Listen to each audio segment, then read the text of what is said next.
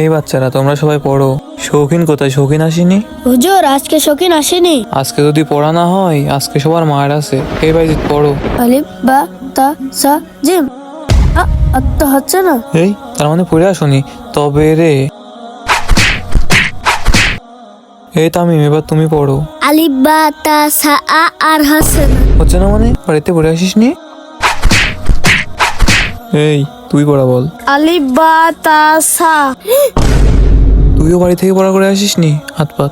আ আ আ আ আচ্ছা এই ব্যাপার। আঙ্কেল আঙ্কেল আপনাকে তো খুঁজছিলাম। কেন? আপনার ছেলেকে হুজুর গরু পিটাচ্ছে। কি? আমি এখনই যাচ্ছি। হুজুর, কি হয়েছে ভাই? আপনি আমার ছেলেকে পশুর মতো মারছেন কেন? আপনার ছেলেকে আমি বাড়িতে পড়া দিয়েছিলাম, ও এখানে এসে ভুল করছিল, এই জন্য ওকে ধরে আমি মেরেছি। আপনি আমার ছেলেকে মেরেছেন, ঠিকই করেছেন। ওকে বড় আলেম হতেই হবে। আপনার মতো গার্জিয়ান ঘরে ঘরে হওয়া উচিত।